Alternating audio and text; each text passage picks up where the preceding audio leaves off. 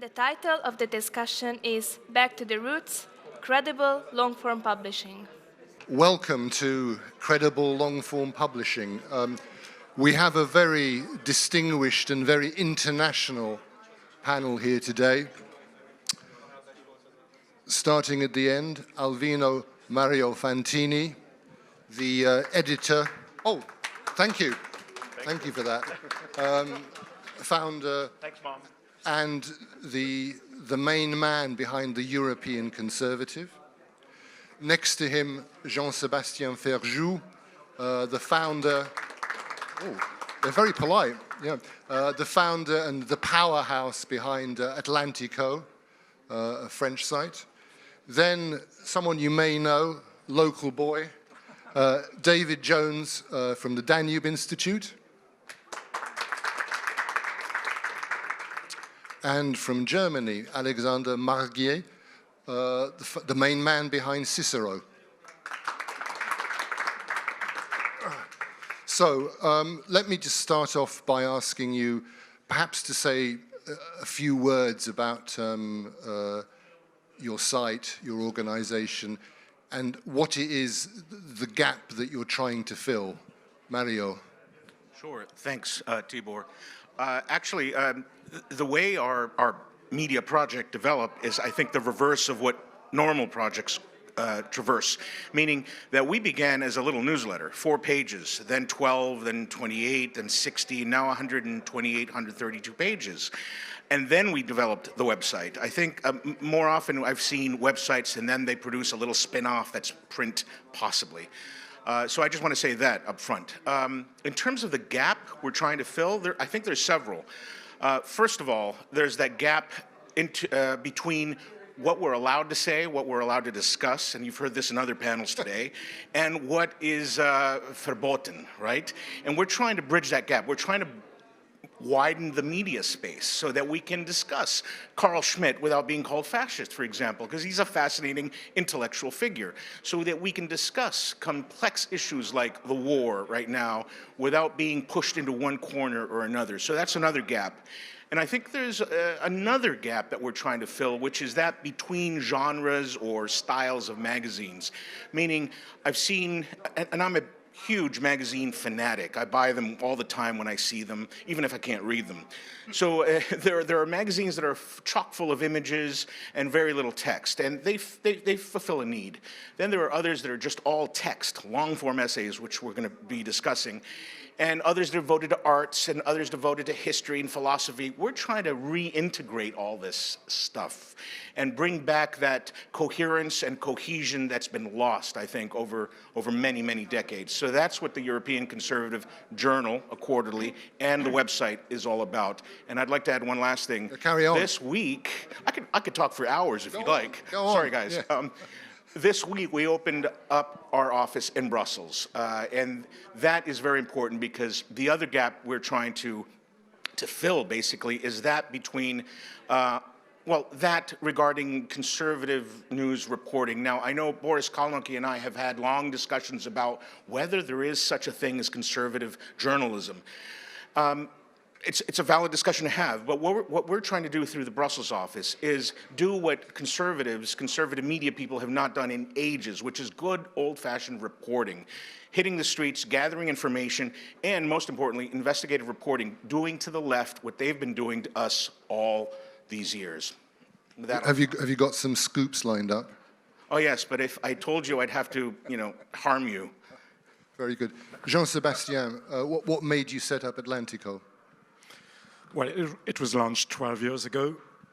At the time, in France, we are what we call pure players, meaning that we are only digital, no news, no print, no TV, no radio. And at the time, all pure players in France were left-leaning. And so I figured there's something to do with something more on the right side. So I would say we are liberal for economics and conservative on a societal point of view.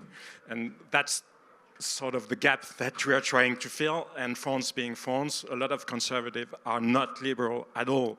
In terms of economics, they're more leftist, even sometimes borderline communists. And the liberals, in terms of economies, are more mainstream, more very center, or more establishment. And so we have 1 to 3 million unique visitors a month. It used to be way more than this, up to 6 or 7 unique, meaning different persons coming at least once a month. But then we put a paywall. So of course, when it was no longer free, but still we were ranked in the top 30 of the most influent French medias, and we are a lot on TV, on the radio and everything. And something that is very specific to us is that we work with a lot of experts. Because we are a small newsroom and because we didn't have the financial means to pretend that we were going to be the new Figaro or the new Monde or the new New York Times or anything, I decided that we were going to go see the people who really knew what they were talking about. So we work with economists, we work with lawyers, we work with historians, we work with politicians in France and all over the world, and we have more than 3,000 of them working with us. And many times we are ahead of the others. We were the first to mention COVID in France, saying in January 2020, saying tsunami coming from Asia, because we were working with specialists. So that's the interest, I think, of Did you get in any trouble for suggesting that this tsunami was coming? Well, we have trouble every day, so... David, I think some people here probably know about the Danube Institute, but if you could give a few words on that. Is it working? Is that? Yes, okay, right. I feel like I'm being interrogated, actually, with those lights up there. Well, the Danube Institute has been going for a number of years now. I only started there a couple of months ago, so I'm a political ingenue to the whole Danube experience. A refugee, perhaps, from Britain? Well, exactly. The point is that I came to Hungary because it was getting increasingly impossible to articulate a conservative voice in academia or in the media, really, in the UK. So John O'Sullivan, who was a key figure in starting the Danube Institute, asked if I wanted to come over to direct research here. And I've been involved, with, people like Mario, but also with the Danube Institute in developing two journals that we've got going, the Hungarian Conservative and the Hungarian Review. And the idea is really to promote a conservative voice both in the print media and in the online media, which gives a particular focus to the importance of Hungary as a bastion of conservative thinking from which a fight back can potentially be made across the West. So that's my position. From the Scrutin Cafe to the world. From the Scrutin Cafe, but also the other key thinker in conservative thought, Michael Oakeshott, who I was a student of at one point. Alexander, why Cicero? That's a good question. Because, I mean, your initial question was, which gap are you looking for? And I had time enough to think about this question, so thanks for taking me at last. And my answer would be, I have never been looking out for a gap, but obviously there was a gap that has been looking out for us. And I'm going to tell you a secret. How do I do this successful magazine? There's a secret, and it's very simple. I never thought about what people would like to read. I always think, what would I be interested in? What is the magazine that I would be interested in? And that's just what I do. And obviously there are enough people who think alike, so it's not millions, but enough people to have a company that works also financially. And so that's it. That's as simple as it is. So, long form, let me then start with Mario. Where do you think long form begins? Is it 1,000 words, 2,000 words, 3,000 words? Is it something you would put a cap on? do people come to you with long-form ideas, or do you go out and commission them? No, I don't think we have a cutoff at all. We've published things that were around 6,000 words, and we also have little book reviews of 100 words. For me, the long form, it doesn't have a cutoff. We are pretty harsh with our editing, but not in terms of length, only in terms of prose style and clarity. And we try to maintain a certain level of quality in terms of what we publish. And that's an ongoing struggle, particularly when you're bringing into English the works of others who are working in other linguistic traditions. Though I've mentioned the 6,000 word essay, so something like that, though, really has to be scintillating. It has to just engross the reader and pull him or her along. And that's something hard to quantify. It's hard to put rules or guardrails, as Saurabh said this morning, as to what that would look like. So we're quite flexible. For us, it all has to do with the prose, the quality of the clarity of expression, and the way ideas or arguments are unfolded in the article. I know that's not a satisfying response to you, but I'm very happy with that. I mean, what's been, as it were, your sort of greatest hit with long form? Has it been something that really went down well, set the town alight? Well, interestingly enough, the most popular articles seem to be those that involve some kind of personal narrative or perhaps a travelogue. We had this wonderful long-form essay, meaning in our case, this was about 4,000 words, of a person going back to his hometown, Saint-Malo in France, and describing the streets and the buildings and the architecture and some of the personalities that came from that town, like Rochefoucauld. And that was very, very popular, but it was also a very personal thing. There wasn't a lot of politics in it. There wasn't a lot of deep philosophy, but people seemed to love that. So that's one of our greatest hits. Of course, anything that Roger Scruton ever uttered is also very popular, whether it's a short one-pager or the 6,000-word speech that he gave that I referred to earlier. Jean-Sébastien, how is long form at Atlantico? I have no idea. No, I mean, I feel like an alien here because what we do is not really long form, though it can be long sometimes, just I guess because we think like then you. My question to you is, because I know, having looked at your site, you don't really do long form at all, but my question is, why not? What's holding you back? Well, actually, we're planning to, but in a print form, because I think it's very hard on digital when you are digital only, because this is a weapon of mass destruction in terms of value. And we are living in an attention economy. And so I don't know if you know that chewing gum sales went downhill once we had smartphones, because when you are at the supermarket, before you had nothing to do waiting at the cashier than to buy gums or a TV program. And now people have smartphones, so they don't buy gums any longer.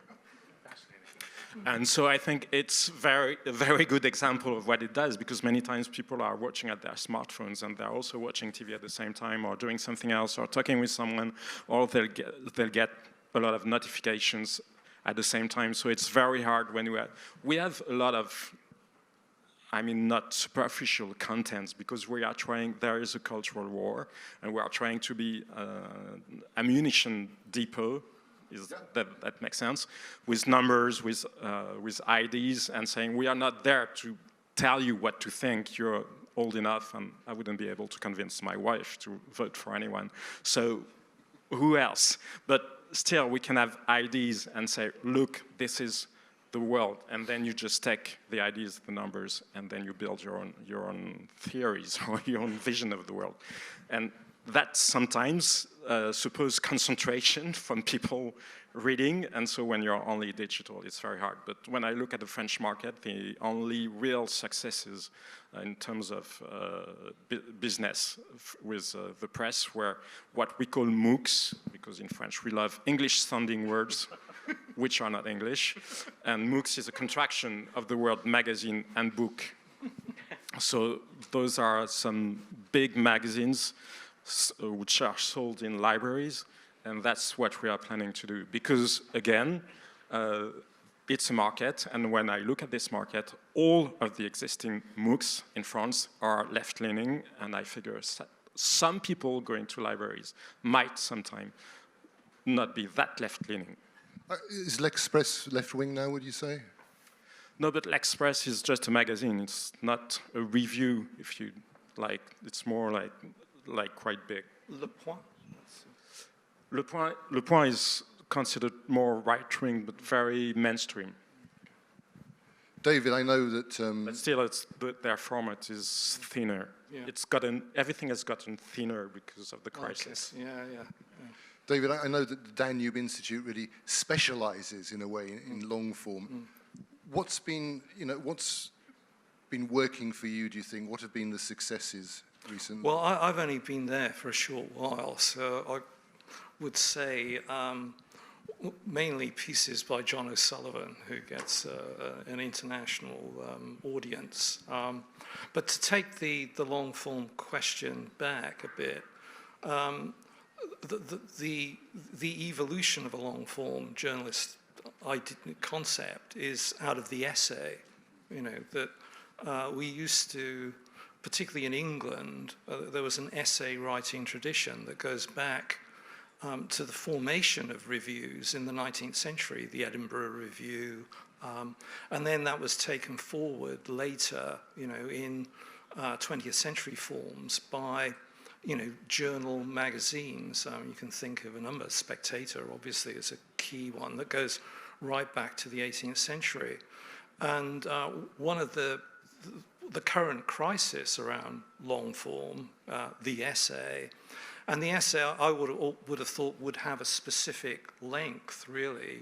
Sort of an op-ed is about 1,000 words, but an essay is something like 2,500, 3,000 words. It might be longer, of course, but that form is obviously under threat in a media, AI, internet, social media environment, as we heard on the last panel.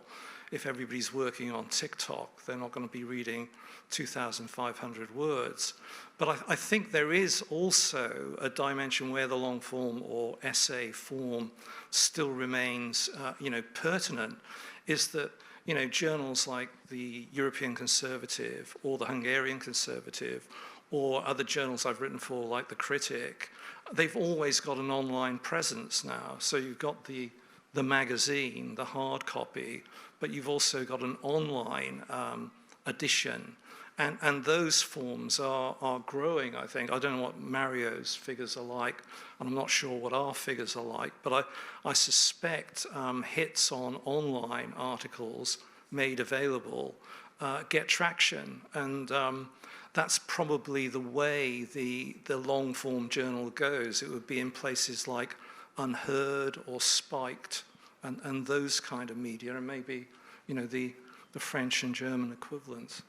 Tibor, Alexander, would you mind if I just jumped in just to add something? It's interesting because what we've seen, without going into the numbers, but is a kind of a disaggregation of our audiences. So we have the loyal readership for the journal, which is quarterly. We have a slightly different, there's some overlap, but a slightly different audience for the online content. But now what we're trying to do is find and identify that third audience who aren't really reading journals like this, aren't really interested in going online regularly and seeing what stories, and who are younger, who are going to TikTok and getting those rapid-fire stories. And I don't know what form that's going to take. I don't know what it's going to look like, but we're actively trying to meet that need as we've identified it. Thank you. Alexander, long form at Cicero, how's it going? Well, it's good. I mean, if you make a magazine nowadays, then you have to have something special. And nowadays, I think people, we live in troubled times, in difficult times, in dangerous times. People really want to know what's going on in the world. And I think you can't put this in a few sentences. So I'm a big fan of long reads, and we do long reads regularly, at least every copy. Is this a German thing, you think, or? I don't know. I don't know, but no. If I look at magazines like The Atlantic, for example, they have like super long reads.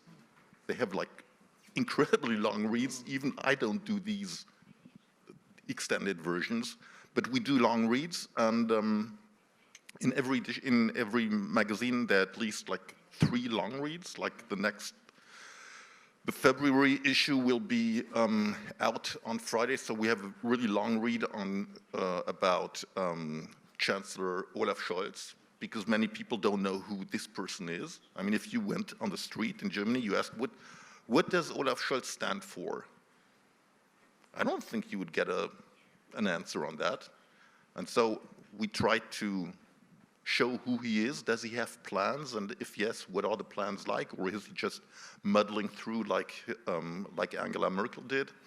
We have a long read on Central Asia, because now they are like alienated by the Russians, trying to settle up themselves in a new geopolitical surrounding. And I think people like that, because this is what you don't get anymore in most German magazines or on TV. Probably sometimes on the radio, but at nighttime, maybe at 3 o'clock.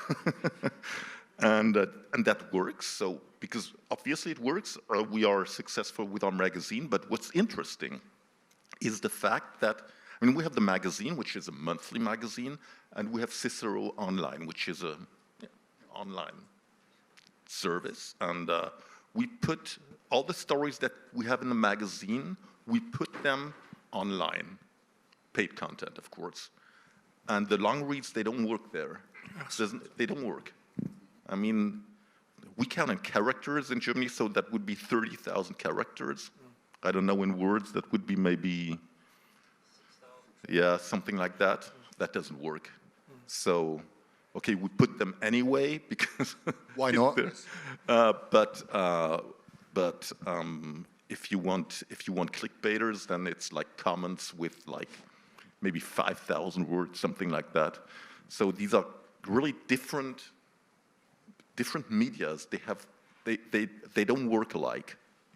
But so when you're paying Cicero, you pay per article. Is that how? No, we have a paywall. Okay, but then my question. Well, let me throw this open to all of you. How do you know? What are the means whereby you can establish, if you can, which articles are going down well? What's the mechanics of that, of finding out what the readers are really enjoying? Well, it's Google Analytics. Quite simple. It tells you immediately if an article works or does not work on the internet. Simple. Same for us, Google Analytics for the quantitative information. But it's always worth emphasizing, at least for us, that all that data, all those numbers are meaningless without the qualitative aspect. So we sometimes solicit and sometimes we receive unsolicited feedback from readers, people we admire and respect, and that really helps guide some of our editorial choices. I would say Google Analytics as well, but there's a huge difference between people coming to Atlantico because they wanted to come to Atlantico and people just stepping on Atlantico because they saw us on Twitter, on Facebook, or wherever. And so sometimes hit articles could be just because Google News put you on their front page. And it's not necessarily representative of what people or core readership likes. And it's actually quite different. Yeah, well, Google Analytica. And I think the other thing is if an article gets tweeted by someone, you know, who's got a big followership, that will get you. Actually, many times the articles which are more tweeted or shared on Facebook and everything are not read. People are just sharing the title. This is probably it's a true. statement. It's they are okay or they hate the title. And putting it on their social networks is just a statement, but many times they don't really read the thing. Well, as long as they're advertising it. Yeah, exactly. But actually, you've noticed that when you try to share an article, Twitter asks you first, do you want to read it first? Meaning that, no, but actually Twitter asks you this, at least in the version in France. But so I guess it's because many people tweet things that they don't read. David mentioned this. I mean, we have an American, a Frenchman, an Englishman, German, it's almost like a joke. barroom joke. I'd like to ask you, because this is something that has happened in Britain in the last few years. David probably knows about this, the Notting Hill Editions. It's a publishing company that tried really to revive the essay. I mean, it's a sort of interesting point, is, you know, when does an essay become a short book? But anyway, there was a sort of attempt to bring back the essay, and Notting Hill Books produced wonderful little bibliophile editions. And whether they actually sold or not, I don't know. But certainly they had a very good marketing person, because they were in all the bookshops in Britain.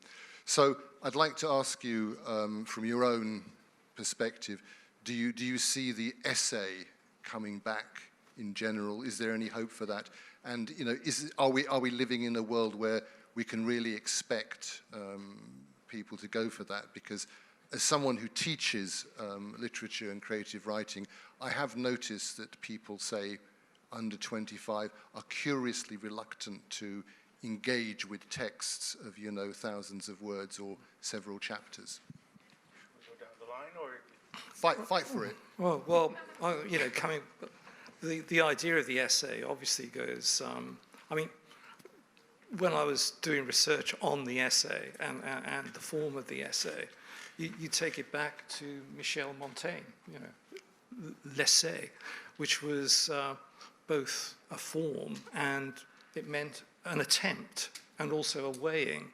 So that distinctive form was part of the creation of modernity, really. If you think of all the majorly skeptical thinkers from the early modern period down to the present, the essay form was central to a skeptical appreciation of the world. The more boring, you know, version would be the treatise. You know, the treatise killed a lot of thought, especially under Hegel and his followers. Whereas essayists, and you think of people like Hazlitt in the UK, you know, The Pleasure of Hating, which you never get out these days, down to Orwell, who was a key essayist, and you know, got equivalents in France and Germany and elsewhere. It's that form that seems to be under huge threat at the moment.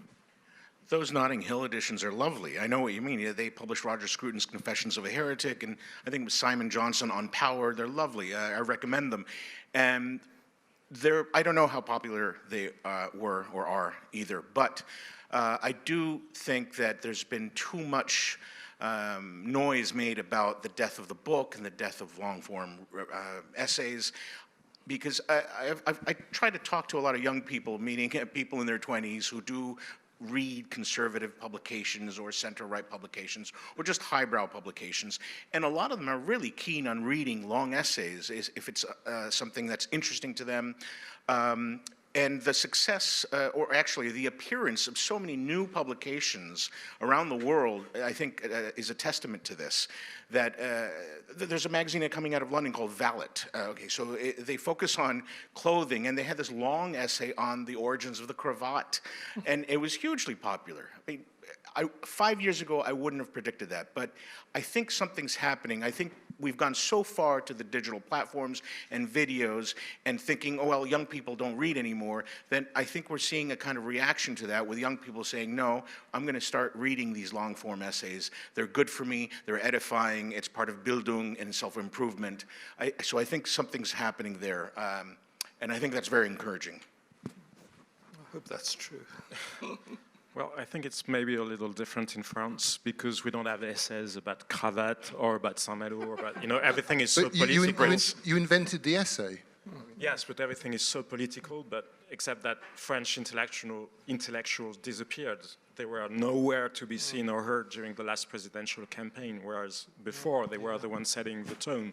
So because we don't have essays, as I can read in English, about general subjects, about life, about lifestyle, about human adventures, basically there's nothing left.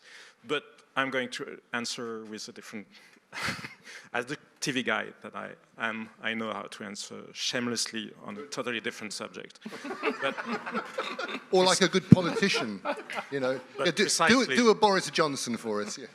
No, but you know, as I was talking about the attention economy, and there is this one show on a news network in France. I don't know if you've heard about CNews. CNews is a news network, more conservative news network, which was incredible in France because nothing was conservative before.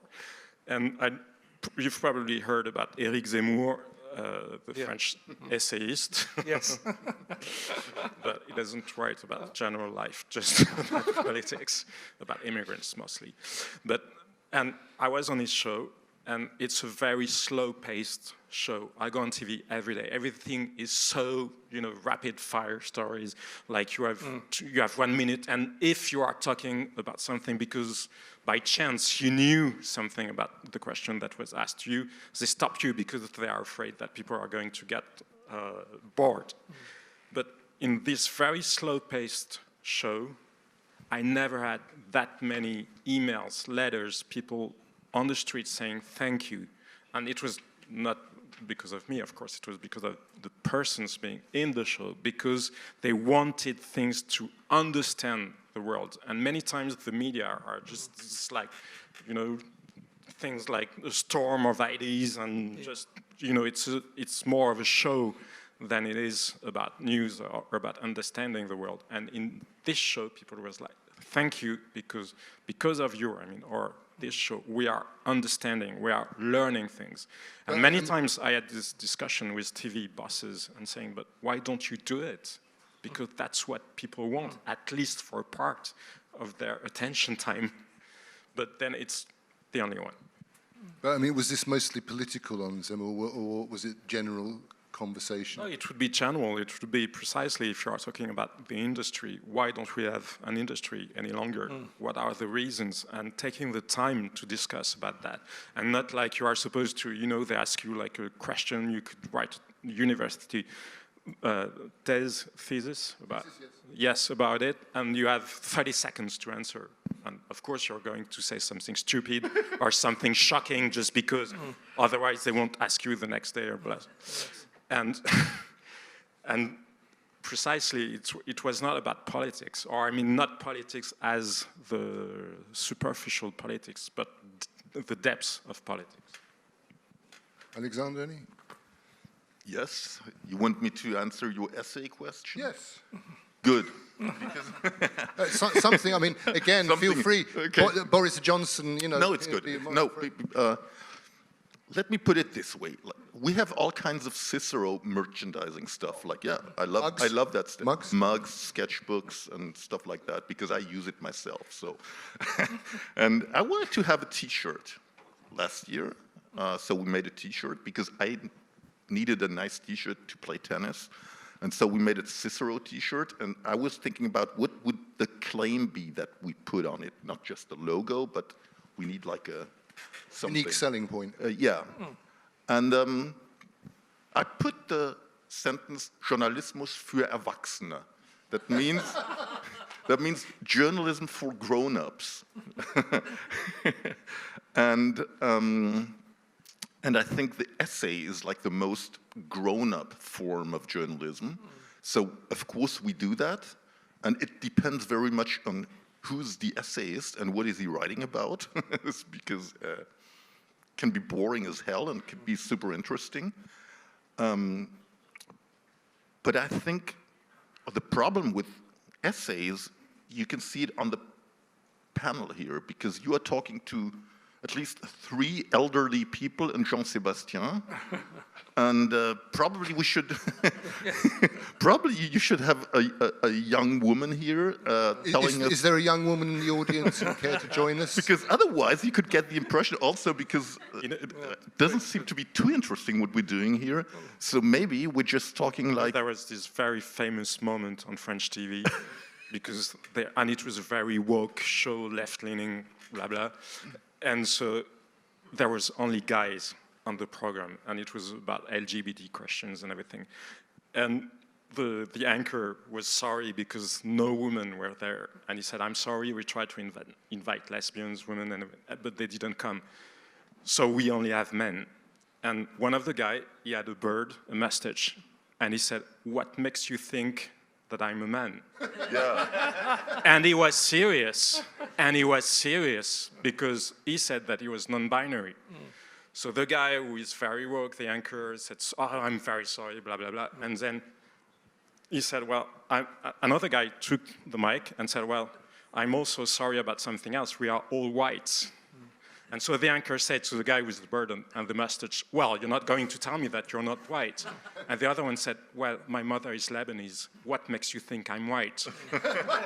So I can define myself today just for you. I can So define what makes you myself, think we are not women? I can And define young. myself as a young black woman. I don't think that makes it credible, though. It would be more credible if we really had young women sitting here telling us, elderly magazine makers, what they think about essays and what kind of essays they would love to read and what they appreciate. Well, I keep on telling the MCC management we should invite more supermodels, but they just won't listen. I'm not talking about supermodels. Why not? I have nothing against.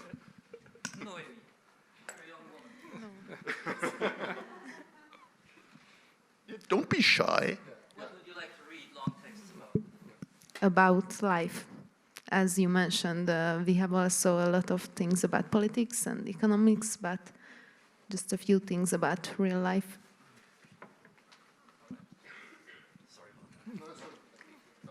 That's a nice broad, plenty of material to work with there. There's a sort of final thing.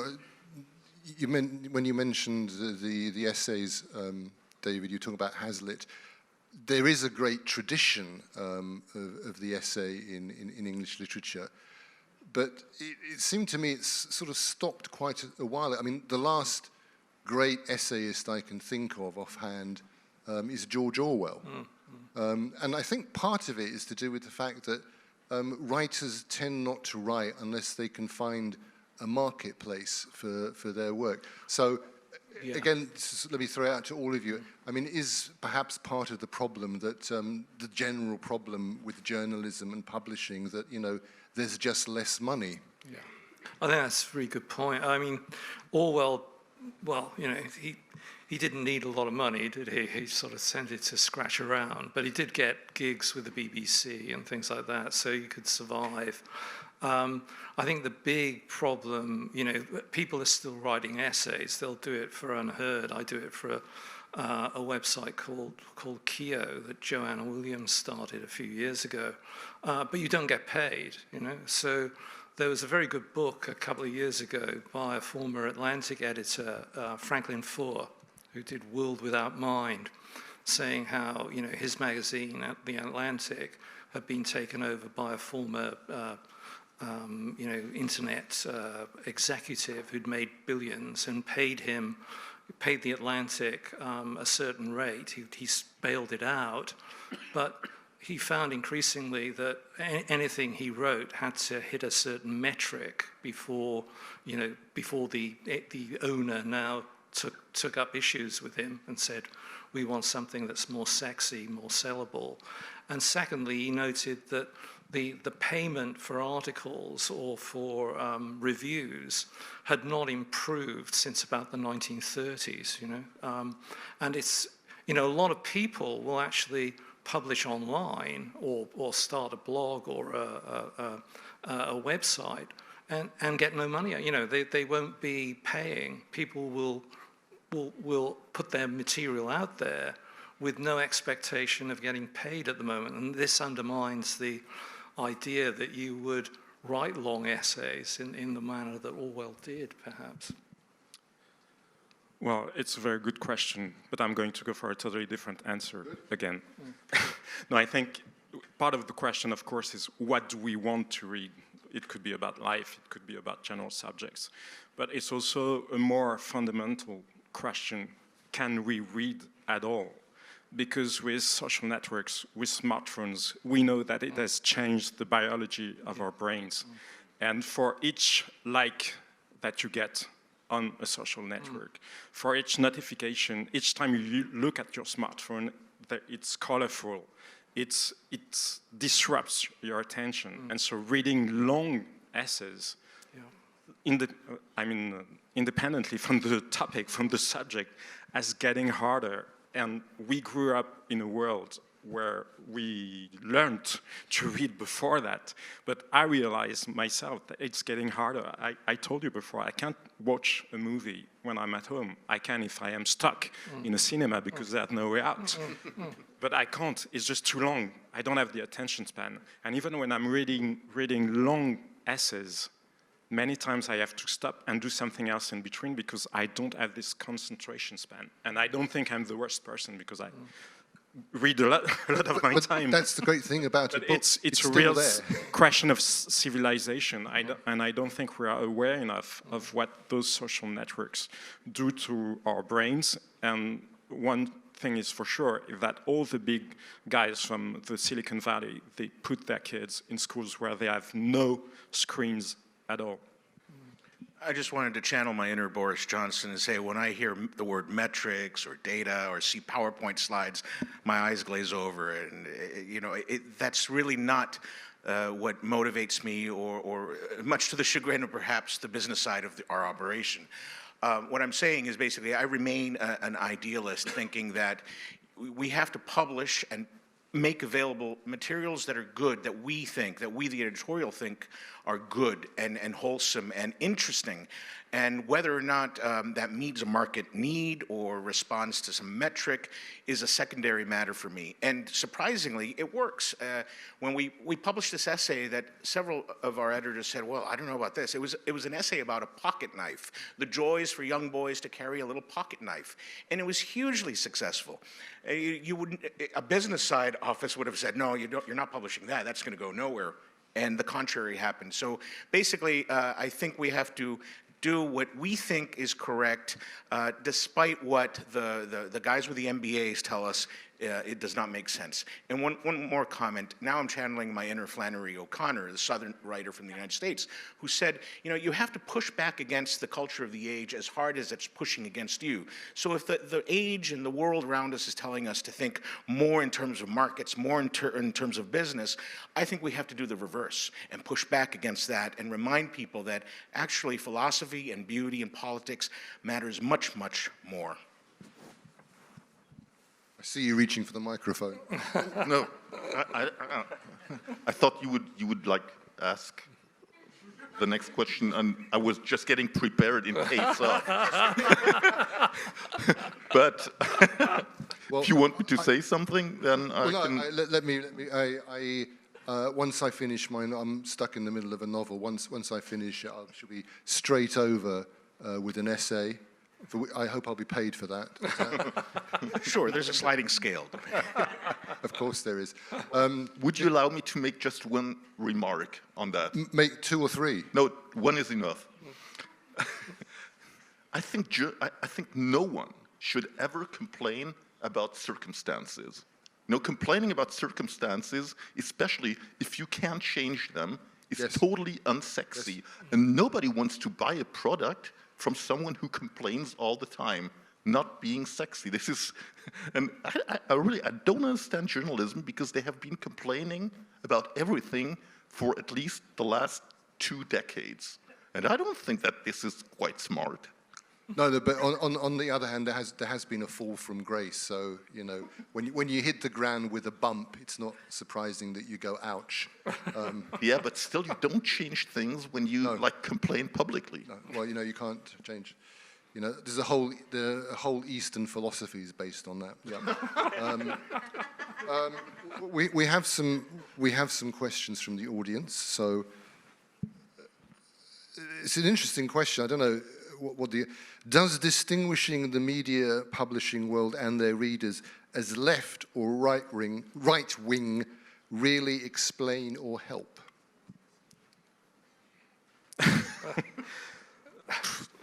No, I think we should. It's true. I remember when I launched Atlantico when we created it, and I was going especially on the French public national radio, and they asked me, "You are being accused of being right-winged," and I was like, "Why is this word?" And they thought I was trying to contest the word right, but I was just saying, "Why do you accuse me?" And Le Monde, you know Le Monde, the big French, and they said, "Well, you are suspected of being from the right." And I was like, again, why suspected? Why don't you just ask me, do you intend to have? So, of course, I don't get up in the morning, and I guess none of us do, on thinking, well, how am I going to have a right-wing point of view today? It's just, let's talk and let's describe the world around us. And of course, we have values, and of course, it's not like anything goes, but yes, it's not a question that interesting, but it works like this. Well, since I edit and publish something with the name or the word conservative in the title, I think I should address this, right? I'm one of these strange characters who is proud of using the label or the term conservative and even flying the banner of right. And I'm unapologetic about it. I know there are valid arguments right now about the whole debate moving from right versus left to one of ruling elites versus the rest of us. And I think that's very true.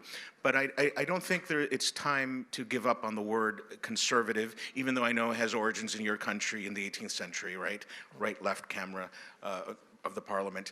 I think it's still a valid thing, especially when you think of the word conservative meaning as meaning the efforts and the work we do to conserve a culture that is under threat, to conserve a legacy, Judeo-Christian legacy in our case, that is under threat. And so that's what we're trying to conserve. And I hope that convinces some people in the audience that the word should not be thrown out just yet.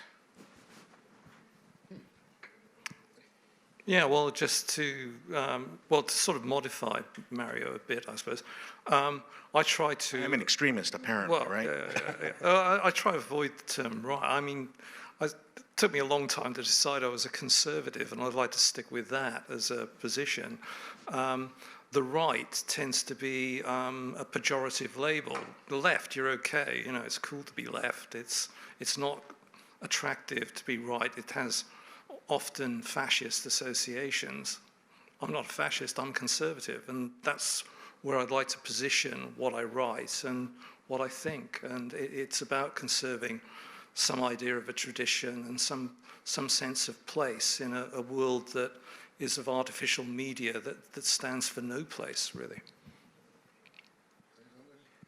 Well, I made quite a similar experience that obviously my French colleague did, and that was because I never defined myself as left or right or even conservative. I mean, I thought I was a modest guy with quite mainstreamy viewpoints. But during the migration crisis, in fact, that was in 2015-16. When like millions of people, and you didn't know where they were from, are they asylum seekers, whatever, the big migration crisis.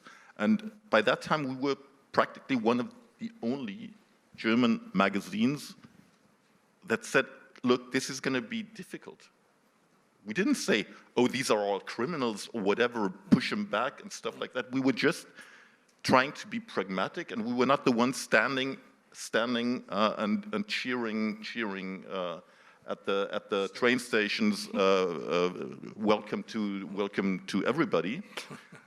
And I thought that was quite a normal standpoint.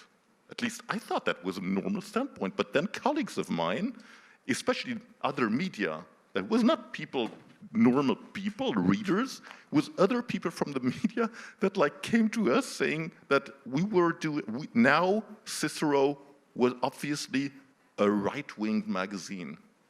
Okay, and I was asking myself, what? Sometimes you have to ask yourself, okay, maybe they are right, but I mean not right, but right, and I'm right, but I couldn't. Gave me some sleepless nights, and but I didn't come to the point where I would say, yes, I'm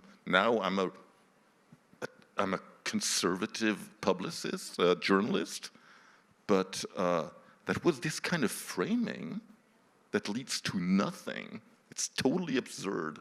And everybody outside of the media knew exactly that that was a completely absurd framing. But still it worked. If I Google my name, it's still like, you still find Alexander Margier rechts, or AfD, as if I was close to this AfD, you know, to the German kind of Marine Le Pen. Why? This is absurd, and it leads to nothing. No, there's no intellectual surplus in doing that. Yes, and you were talking about pushing back, and that's what we have to do the whole time, because there are always, well, if you don't support Emmanuel Macron enough, it's because you are supporting Marine Le Pen. And I'm like, you can criticize one, not wanting the other, and plus it's not the point, because anyway you're going to vote for whoever you had decided that you were going to vote. But it's been a real pressure from the advertising market, from shareholders, from investors. It's always, and it was last spring the same, when we were criticizing the way that France had dealt with COVID, or saying that basically we had no presidential campaign because Emmanuel Macron was just disguising himself, trying to be like Zelensky, with putting like military clothes in his bureau in the Élysée Palace, followed by his personal photographer. And so it's ridiculous, but it doesn't mean that I'm not going to vote for him. It's just, you can say, well, we deserve a better debate, a better public debate. And I had people coming to me saying, why do you say that? Don't you understand that it's him or Marine Le Pen? And then I don't care. I'm going to vote for whoever I want to vote. It's not going to change. And I think, I don't know if you know this conte, how do you say conte for children? Fable. You know about the king who is naked. Yeah. The emperor. The emperor with no clothes. The emperor with no clothes. And I was just answering, well, being able to say the emperor has no clothes is not the same as saying I want to cut the head of the king, which in France, of course. Yes. Bravo. By the way, is it any consolation that you were right, by the way? Yes.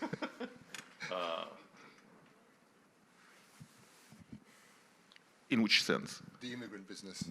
Yeah. That, you know, you said it's maybe difficult. Yeah. Yeah.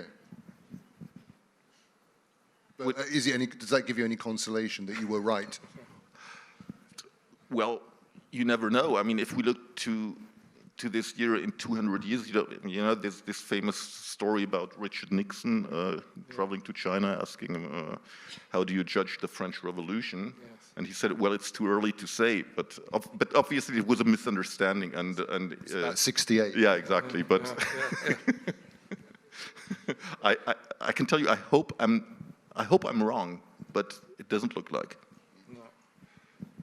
Okay, there's a question I don't entirely understand, but I'm going to ask it since someone kindly sent it in.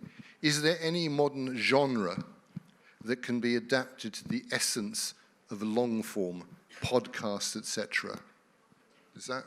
Oh, I think podcasts are a very, very good thing because people seem to be able to listen more than watching. And it's actually a very different thing, listening or watching. I don't come from the print nor writing, so I don't have an opinion about long forms, but I do come from TV. And I remember I worked for news networks, which is very specific because you have a qualified audience. I've also worked for the French 60 Minutes, which is a magazine every Sunday nights on TF1. And so you have to really deal with the general public and thinking that on Sunday nights people, they're watching TV, but at the same time they're also dealing with the laundry or preparing the things for their kids at school the next morning and everything. But yes, it's different, and you have to know the support on which, because our brains don't function the same. On TV, I was very lucky to work with a lady who was brilliant. She was a genius. So many people work on TV, and the image is just a pretext. Is that the word? Yeah. It's just they have their story, and they will put images to support it. And she said, no, the image is an alphabet in itself, just like Picasso invented the pictorial alphabet. And so if you know how to do this, and we were always fighting with TF1, with the bosses of TF1, because they were saying, no, it's not going to, like, your knife. There were nobody's going to be interested. It's going to be a crash in ratings and everything. And we were like, no, there's only bad ways to tell stories. And if you know, and she taught me that, because she was really a genius with, when people were starting to work with her, she said, well, go to the movie and just ask yourself, how did they tell me the story? Not what was the story, did you like the story, were you interested, but how was it put, how was it built? And so I guess it's part of the answer, because yes, podcasts can be good for long forms, probably more than anything you could do on the smartphones if you have to read it. Because it seems that we can listen for a longer time, because maybe you are going to be in a train, you are going to be in your bed at night, or it's a quieter moment. So it really seems we do a bit of podcasts that people are listening more, have an attention span longer than they would reading on a smartphone. And not just podcasts, right? Audiobooks, obviously. 12, 14, 20 hours of listening to the same voice telling you a story or narrating something. And this is actually something we're trying to expand into through the Brussels office that I mentioned earlier. I think there's a hunger for this kind of stuff. And I think there's a lot of younger people who are really into podcasts and these long narratives. And I think that gives you hope. Translating that into essay form, now that's another challenge for all of us, I suppose. Yeah, well, we've been running a podcast, Chain Bridge series, and it's been, quite successful. And it's also a means of interviewing authors about what they've been writing and actually, getting attention for something that people wouldn't otherwise perhaps read. So I think, what we've just heard, the podcast could be the form which promotes a greater interest in perhaps essay writing, and reading. Okay. Tibor, you just made me think of something, David. In a personal thing, Brideshead Revisited, who a lot of people know, right? I learned of that through the 11-hour series on television. That brought me to the text itself by Yves Lenoir. And so there is that channel. It does work in that opposite way. It seems counterintuitive, but the image, the flickering image, or the audio file can lead people to the text itself. I think that's very interesting to note. May I add something? Because I think so too. Podcasts are super interesting because it's quite effortlessly. You just need... You can do it from every computer. You just need this. I mean, we use Riverside. I don't know if you know that, but it's a software to make podcasters say it's hard work, software. And I think the real interesting thing is that you can do this kind of long reads, like long talks, with people who usually don't get the opportunity to tell about what they know, their profession. Right. Like a couple of weeks ago, we had a podcast with a scientist who is the super specialist for corals. In the deep sea, the corals, and usually no one would talk for 90 minutes with someone who is an expert for corals. But that was so interesting, and you could learn so many things that usually on the mainstream TV channels or in magazines or in newspapers, you would never have the chance to get these informations. And that's why I think that's really super interesting. And this is some kind of the long reads in audio. And I think it has to do with what's good journalism, because we are in a narcissistic culture. Yes. So a lot of journalists, when they are interviewing politicians or whoever, or an expert about corals, I mean, for them, it's not about the question, it's about how they are going to appear with their question. Mm-hmm. And being able to listen to what people really have to say, being a good journalist, I think really a good interview is being able to listen to what people really have to say, because so many times when I'm listening on TV, or I am on the set, but I'm not the anchor, And I think, well, it's stupid. You've just cut the person when, just at the moment, it was starting to be interesting. Absolutely. And so I had take the time to listen what people read, not like when it's... I had one really super interesting learning with these podcasts that we do, and I had many also known politicians with our podcast, and these are the ones with the lowest click rate. People obviously don't want to listen to politicians, but they want to listen to people who have something to say. And that was really, that's super interesting. Usually you would say, as classical journalists, they would say, you need the big names. Yeah, give me the big names. I wanna do a podcast with Nicolas Sarkozy. And probably German politicians are just too boring. I don't know. But you get the politicians for free on TV anyway. So. Yeah, that's it. Right, another question. Is it, slightly echoes something we said a bit earlier, but is it possible that good design and quality printing will save long form? Shall I start? Let me jump in. Yes. Absolutely. Short answer, yes. Thank you. But I've seen so many examples of this in recent months. I Am 1776, whose editor was around here earlier today, is a wonderful new product, and it combines the beautiful images with long-form stories and essays, fiction and nonfiction, which is interesting. There's also a new journal in Spain and another one in the works in Italy. I think it is possible to bring these things together. As I said in my first comment, I think bring that coherence back, combining the image, the beautiful image, and long-form essays. And it's not just to break up the long text with little drawings and spot illustrations. It actually does work together if you do it in the right way. I should tell the audience that Mario has a fantastic business card.